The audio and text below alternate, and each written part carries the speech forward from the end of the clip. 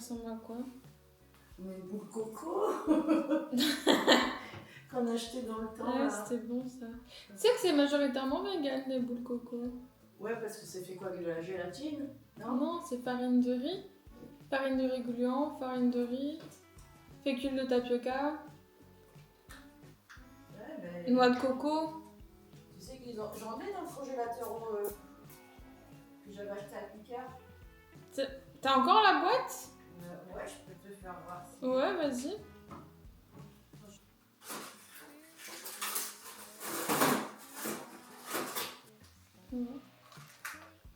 Si tu vois assez clair, tu peux mettre des lumière. Ouais, c'est vegan du coup. C'est vegan?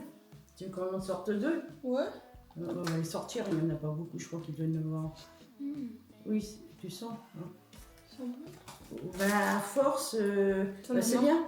Ben, à force, ça m'a donné mal au cœur. Là. J'en mettais tellement que Ouais, ça me portait au cœur. Là, non, j'ai mis un peu, pardon. Juste pour que c'est loin, de toute façon.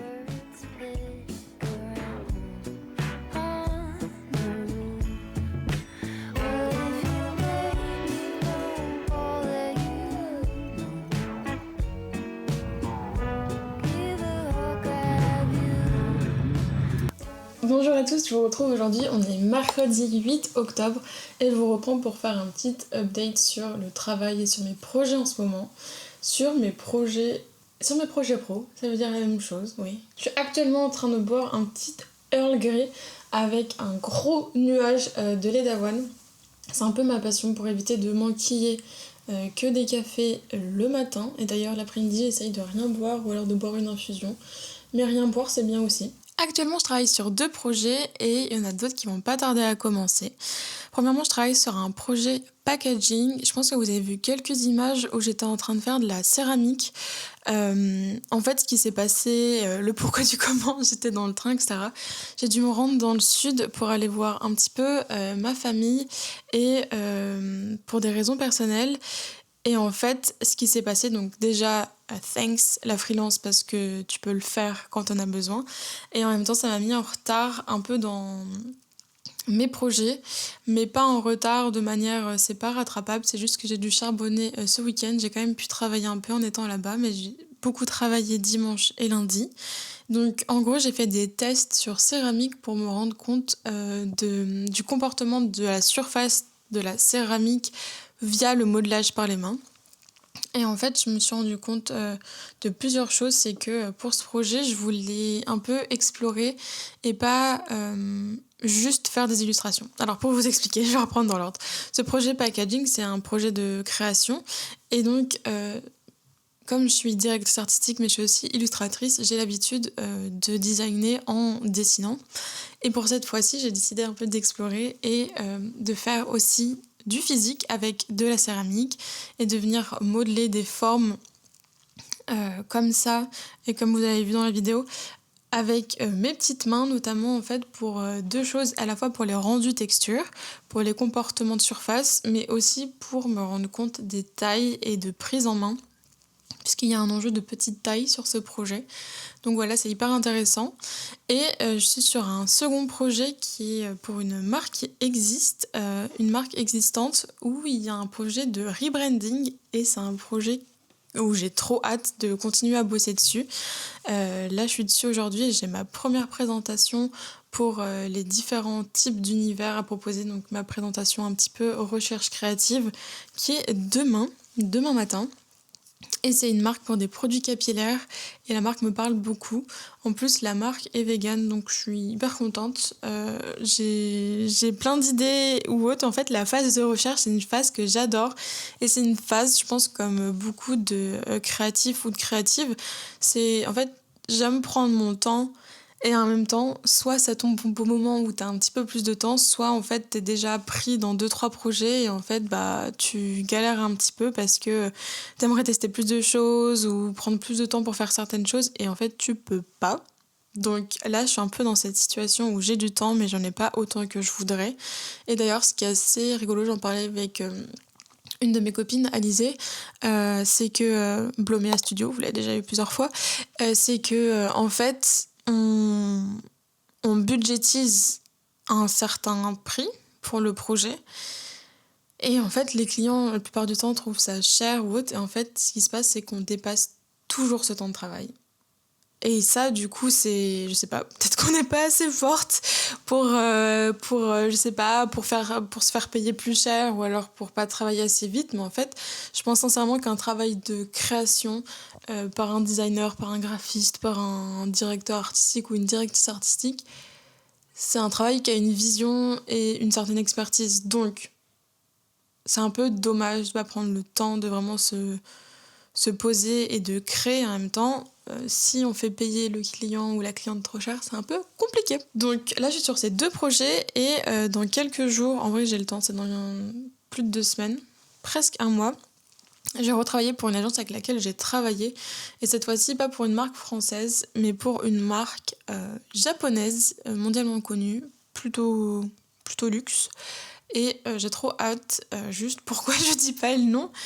Je suis en train de lire les conditions du contrat et il y a une clause un peu de NDA, donc de contrat, je sais plus comment on dit, un contrat où on n'a pas vraiment le droit de dire qu'on travaille dessus. Et en fait, du coup, j'en profite pour faire un point sur ça. C'est que moi, j'adore les studio vlogs, j'adore voir les gens travailler, mais ce que je disais avec mon amie Estelle Nodata, c'est que en fait, littéralement, nos journées de DA, c'est juste être derrière l'ordi. Et là, en plus, vous avez une lumière un peu pas ouf, alors que je pourrais vous prendre par rapport à la fenêtre, elle serait une lumière naturelle, mais le fait est que ça, c'est ma position, genre toute la journée en train de travailler, etc. Et donc, en fait, à filmer, c'est pas si intéressant. Et en fait, c'est pour ça que ces derniers vlogs, je vous filmais beaucoup de moments de moi au café, moi avec des copines ou autres. Mais la vraie vérité, la vraie, c'est juste moi derrière mon ordi, quoi, toute seule. Je sais pas, c'est pas très intéressant à regarder, non. Donc, il y a ce truc aussi de... c'est dur de faire un studio vlog parce que littéralement, tu ne fais qu'une seule position, toi derrière ton ordinateur. Et le deuxième point, moi qui m'arrive personnellement régulièrement, c'est les NDA, c'est-à-dire des accords de confidentialité. Bon bah voilà, c'est mes revenus. Accords de confidentialité. C'est-à-dire que tu pars sur un projet et en fait, tu as des accords de confidentialité parfois sur la totalité du projet, parfois sur certaines informations, ce qui fait que tu peux pas en parler. Donc, visuellement, pas très intéressant de nous voir derrière l'écran. Et de deux, quand on parle des projets, je pense pas que ce soit très handicapant de dire ouais, je travaille sur tel type de projet cosmétique de tel pays, etc. Non, non. Mais en vrai, moi, j'aimerais vous montrer des choses, vous expliquer, vous faire des presse, ou faire limite la presse que je fais à mes clients parce que j'ai une passion presse. Passion presse explication. Du coup, ouais, c'est un peu frustrant, c'est pas... On se comprend, c'est pas le truc le plus frustrant au monde. Et j'aimerais vous montrer plus de choses et pas que des plans face cam comme ça. Et pour le coup, il faut attendre que ça sorte. Du coup, ce que je vais faire là tout de suite avec vous, c'est que j'en profite. Il y a un des projets sur lesquels j'ai bossé en début d'année. Mais évidemment, vous avez vu plein de plans où je travaille, mais vous ne saviez pas que c'était sur ce projet. C'est un projet illustration, enfin c'était pour un packaging et l'univers il est hyper mignon, un peu kawaii, avec des formes géométriques, etc. Et j'en profite du coup pour vous montrer le pack final. De base, c'est un pack qui est hyper intéressant parce que c'est un pack continu, c'est-à-dire qu'on va avoir l'avant et l'arrière qui se répondent et qui forment une boucle. Pas littéralement une boucle, mais qui forme une continuité d'une image, en l'occurrence le chat, où on voit son buste d'un côté et son arrière-train de l'autre. Et tout est en illustration, notamment que ce soit les bénéfices ou le petit tuto pour remplir sa litière. Et c'est un projet hyper cool, hyper différenciant par rapport à mes autres projets cosmétiques, beauté, luxe, création d'identité visuelle un peu féminin ou du moins... cosmétique qui s'adresse à une cible féminine, mais bon, ici, vous savez, on est gender fluid, non, je rigole, enfin, vous savez que, bref, on se comprend, le genre féminin. Et du coup, c'était chouette de partir sur un truc beaucoup plus fun, beaucoup plus jeunesse, et ça m'a rappelé quand je travaillais pour Fisher Price, où c'était vraiment un client hyper différent des autres. Et en vrai, moi, je kiffe ce genre de client, parce que c'est client où l'expérimentation est hyper fun et hyper hyper comme quand t'étais petite ou petit, que tu dessinais et que tu cherches au fond de toi la petite étincelle, la petite joie, c'était un peu ça. Donc je suis trop contente. Et en plus, sur le marché français, notamment de la litière, des packaging entièrement illustrés comme ça, c'est pas si courant. On a souvent des photos de chats avec des races dites un peu nobles, donc chartreux, celui de Birmanie, sacré de Birmanie, etc. Donc là, c'était chouette aussi d'avoir un packaging entièrement illustré. J'ai hâte de commencer aussi mes autres projets, mais je vous retiens pas plus. J'espère que vous, votre semaine se passe bien. Et j'ai oublié de dire un truc, pardon. Pour ce fameux projet de packaging sur lequel je travaille, donc je suis passée par la céramique, mais pour l'occasion, je me suis aussi remise un peu à la 3D. Et la 3D, c'était dans mon vision board, de pouvoir réussir à faire des packs beauté en 3D. Et du coup, je suis trop contente d'avoir pu me remettre un peu dessus. Et en fait, je me rends compte que... je dirais pas que c'est pas si compliqué, parce que je voudrais pas, voilà. C'est pas vrai. Mais je pense qu'il y a moyen de faire des trucs encore plus cool. Déjà, j'ai fait des trucs hyper chouettes. Ce qui est hyper aussi chouette, encore une deuxième fois, c'est que mon copain, mon amoureux, il est designer dans le jeu vidéo maintenant, mais il fait bien de la 3D et du coup on est hyper complémentaires sur certaines compétences et ça c'est hyper chouette quand t'as un compagnon de vie sur lequel vous êtes complémentaires sur certains points, de venir s'aider sur différents projets. Du coup il a pu notamment m'aider pour la 3D parce que Blender c'est un peu un labyrinthe. Du coup voilà, j'espère que vous passez une bonne journée. Je vous reprends plus tard et je vous fais des gros bisous.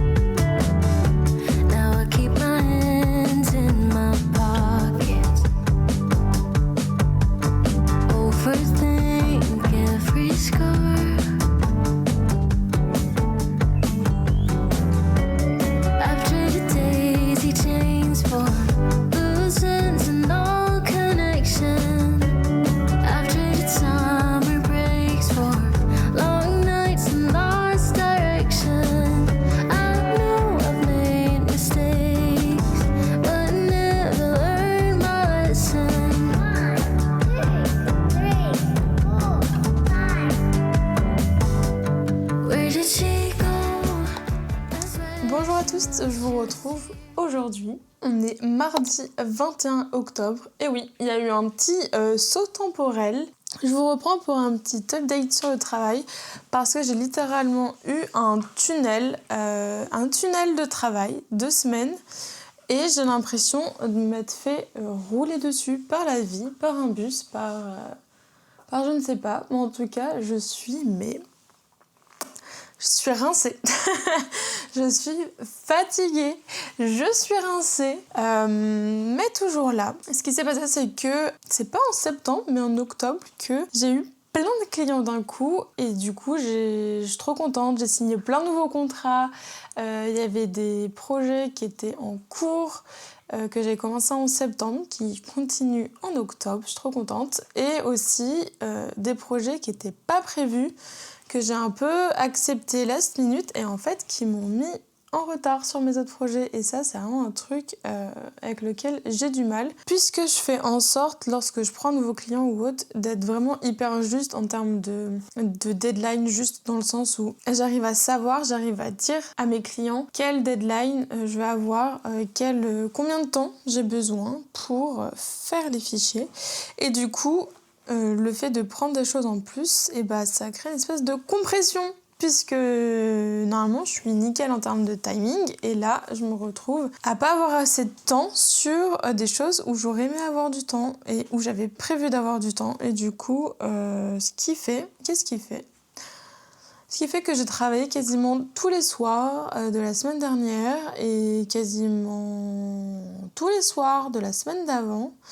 Et je compte les week-ends entre avec une sortie par semaine et 2 fois danse par semaine. Voilà. Mais j'ai quand même l'impression de m'être fait rouler dessus parce que j'ai fait rien d'autre que travailler. Ce qui fait que je suis fatiguée et que j'arrive à le ressentir, que mon petit corps il est fatigué et j'ai mal dormi puisqu'il y a eu un peu des péripéties avec un client. Mais écoutez, c'est fini. C'était pas si grave que ça. C'était juste un problème de communication et d'honnêteté par rapport à un client. Mais ça s'est résolu. Donc écoutez, on reste positif. Il faut rester positif. De toute façon, il y a toujours des solutions. C'est ça le truc en fait. C'est qu'il y a toujours des solutions. Mais c'est bien d'endosser ses responsabilités quand on fait des erreurs. Et franchement, pour ça, c'est pas que je suis fière de moi, mais c'est que j'ai cette maturité de reconnaître à chaque fois que j'ai fait une bourde ou autre, et j'en fais rarement. Et là, en l'occurrence, c'était pas du tout de ma responsabilité. J'avais pas eu les informations. Et du coup, je déteste quand on essaye de me faire pression sur moi, alors que, en fait, je suis une crème, je suis gentille, je suis honnête, je fais les choses en temps, en heure, je fais les choses de manière passionnée, organisée, donc on peut me reprocher des choses, mais pas les choses que je ne fais pas ou que je ne sais pas. Donc voilà, j'espère que vous, ça va. De toute façon, c'est toujours un peu complexe de parler de choses sans vraiment en parler. Genre d'essayer de synthétiser sans avoir de détails. Je suis désolée de faire un peu une espèce de micmac flou pour vous. J'essaye juste d'être là en mode, si toi aussi t'es freelance, si toi aussi t'es DA, graphiste ou autre, ou illustratrice, illustrateur, on se sait. Genre, parfois c'est facile avec certains clients et parfois ça ne l'est pas. Et ce qui est ouf, c'est que, du coup, c'est la première fois en 2 ans de freelance. J'arrive bientôt sur mes 2 ans. Je sais pas si ça vous intéresserait un petit bilan freelance, un petit bilan 2 ans de freelance. Qu'est-ce qui se passe que ce soit en termes de mindset, d'état d'esprit, que ce soit d'un point de vue financier, etc. Je trouve ça toujours hyper intéressant. Donc si jamais vous voulez ça, c'est vrai que je me suis jamais trop lancée dessus, puisque j'en parlais justement avec une de mes amies, Estelle, qui disait qu'elle l'avait fait 2 ou 3 fois, je sais plus. Au moins, de sûr, elle a fait son 1 an et son 2 ans.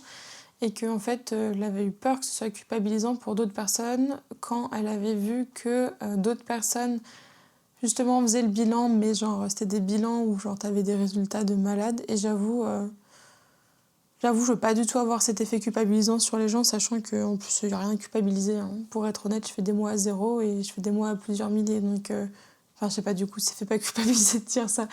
Mais enfin, voilà. Et je fais des mois à 30 balles aussi. Je fais autant des mois à 0 € que à 5 000 € ou que à plus que 5 000 €.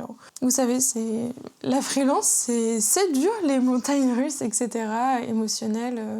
Mais bon, on aime rester positif parce que franchement, là, pour être honnête avec vous, je bosse sur des projets et c'est un peu mes projets de rêve. Je pense que j'ai pas été assez stratégique ma première année à faire des projets un peu variés ou pas forcément avoir les projets que je veux ou pas faire assez de projets fictifs, niche dans ce que je voulais faire. Mais là, ça s'est décanté et j'ai fait les choses pour et j'ai vraiment mes projets de rêve. J'ai un rebranding pour des produits capillaires d'une marque existante française qui est très cool. Qui est très très cool. J'ai une création d'identité visuelle, pardon. Même pas d'identité visuelle, de packaging, mais packaging sur mesure d'un produit skincare pour une marque qui n'existe pas encore. Et genre, c'est trop cool ce qu'on fait parce que le client de base, il avait un truc un peu sobre, un peu féminin, élégant, non. Et genre, c'est devenu un objet de design, le truc. Donc, je suis trop contente.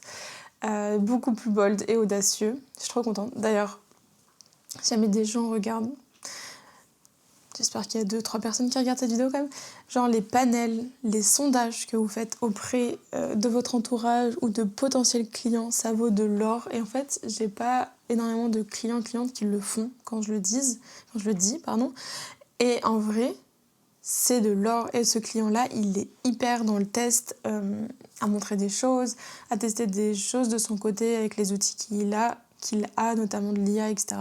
Enfin, c'est un client déter. Je kiffe travailler avec des gens passionnés, pas des gens qui font un truc mais qui sont en mode Voilà, comme ça.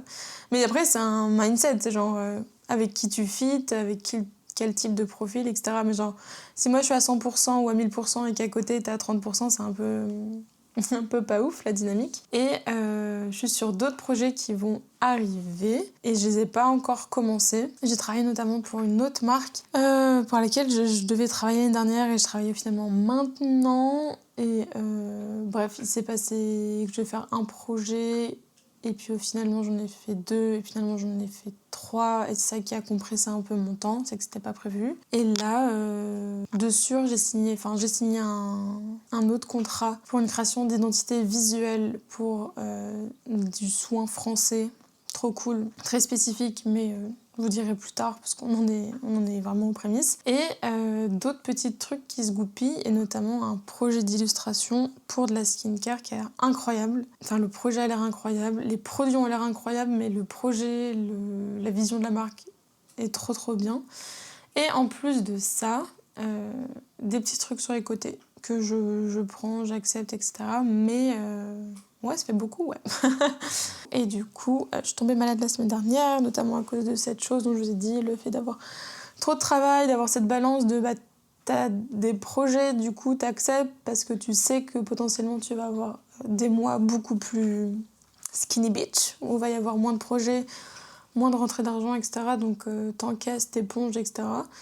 Mais je trouve qu'il est dur de trouver ce juste milieu où on se compromet pas nous-mêmes en tant que santé mentale, avoir du temps pour soi. Fin de journée classique, quoi. Une journée de quelqu'un qui aurait un CDI, un 35 heures ou autre. Clairement, c'est pas du 35 heures actuellement. Mais ouais, parce que t'as envie d'accepter, surtout quand tu t'en sens incapable, etc., t'as envie d'accepter, tu te dis c'est faisable et tout. Et en fait, les projets, la majorité du temps, vous savez, ça déborde toujours un tout petit peu ou autre, ou si ça déborde pas, ça fait quand même du travail en plus. Et du coup, parfois c'est pas forcément une bonne idée, mais en même temps c'est dur de dire non. Voilà. En même temps, c'est dur de dire non, soyons honnêtes. Donc voilà, moi j'espère que vous, ça va. Je voulais vous faire un update maintenant parce que, pareil, j'ai encore beaucoup de travail qui m'attend. Et je savais pas trop quand j'allais vous reprendre. Mais sinon, j'ai prévu cette semaine. Normalement, j'ai pris rendez-vous chez le coiffeur. Ça fait 8 mois que j'ai pas touché à ma couleur. C'est entièrement ma couleur naturelle. Et j'ai un reste de balayage sur la fin de mes cheveux que j'ai coupé en vidéo avec vous. Du coup, je vais retourner faire un petit balayage normalement. Dans des tons un peu mocha, chaud, caramel. Et également couper quelques centimètres pour retirer les cheveux que j'avais vraiment beaucoup endommagés l'année dernière, avec un blanc qui n'était pas du tout maîtrisé et que j'ai fait, qu'une coiffeuse était là en mode oui, ok, c'est faisable. Et en fait, elle n'a pas du tout respecté le truc que j'avais demandé. Et après, quand je suis allée chez quelqu'un d'autre, la fille maîtrisait 100%. Du coup, et c'est même pas une histoire d'argent, c'était même pas moins cher ou plus cher à tel endroit. Comme quoi, genre, choisir des gens de confiance, ça fait toute la différence. Et du coup, franchement, je me dis, j'aurais tellement aimé que la fille qui m'a éclaté les cheveux, parce que de base, ils font des colorations hyper colorées, donc tu dois avoir une base blanche mais maîtrisée sans défoncer les cheveux. Ils sont spécialistes dans les décolorations dans ce salon-là, dans le salon auquel j'ai été. Et c'est un salon que j'avais bien aimé, j'ai jamais été coiffée par elle. Et je me dis, j'aurais tellement aimé qu'elle me dise franchement, je le sens pas, ou franchement, bof, ou autre. Au lieu de le faire, elle était en plus dans un mood un peu râlé, parce que j'avais 10 minutes de retard. Et franchement, c'est très rare que j'ai du retard dans des rendez-vous comme ça, coiffeur, etc. J'étais genre en mode méga désolée, j'avais prévenu en avance. Mais je trouve que 10 minutes, je sais pas ce que vous en pensez. Ok, ça fait chier 10 minutes, parce que ça décale tout ton planning, etc. Mais c'est maîtrisé, on est d'accord ou pas? 10 minutes, c'est maîtrisé, c'est genre j'ai du retard, mais j'arrive dans 10 minutes, je serai là et tout. Et genre, elle m'avait dit c'est de ta faute, machin, fallait pas. Enfin, je sais pas.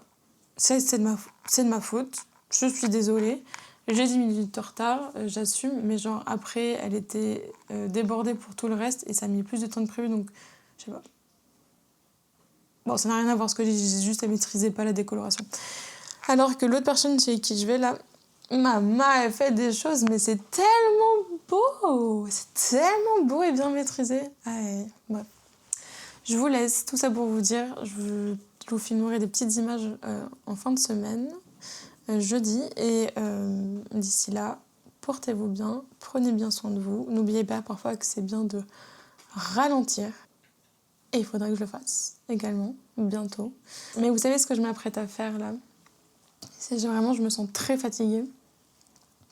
J'hésite à aller m'allonger une demi-heure, une heure, ce que j'aurais jamais fait de ma vie avant, parce que je suis pas du tout team sieste de l'après-midi. Hormis le week-end, une bonne sieste de 2-3 heures là, j'ai l'impression d'être une personne nouvelle. Mais je pense que je vais le faire parce que mon corps me le réclame. Et je vais l'écouter. Parce que là, j'aurais juste envie de faire le zombie sur l'ordinateur. Et non, je vais l'écouter, je vais aller me reposer un peu là, comme ça.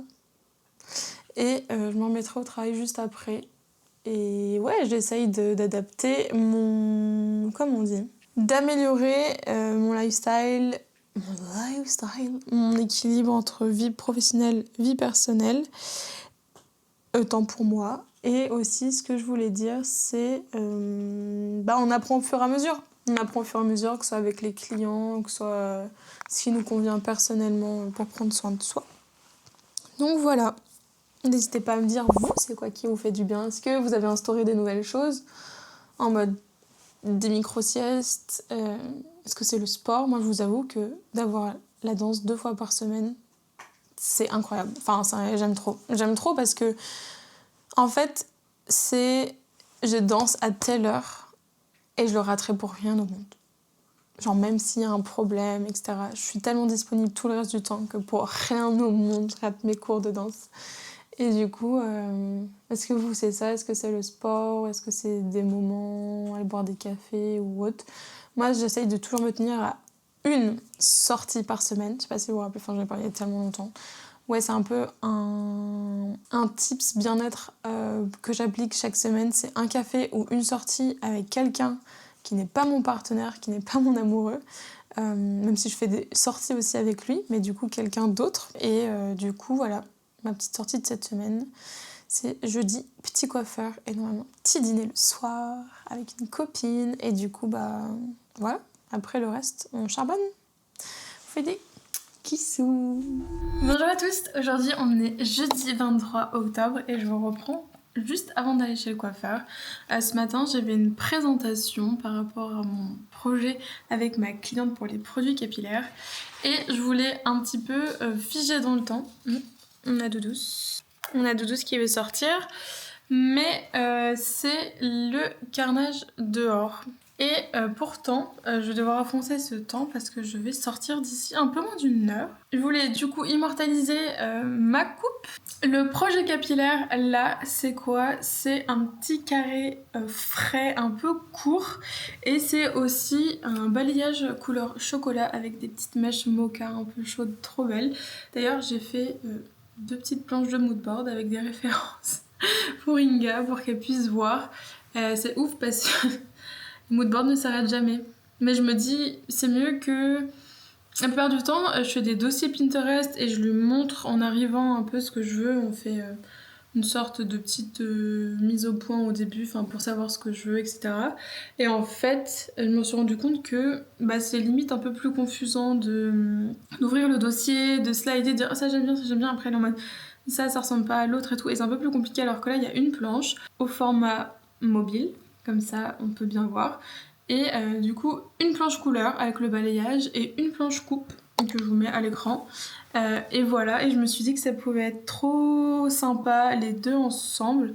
Le but c'est de gagner un petit peu en couleur chaude sur mon visage parce que en fait, après analyse colorimétrique, je suis plutôt... j'ai des légers sous-tons chauds. Pas fort chauds, mais ils sont chauds. Du coup, en gros...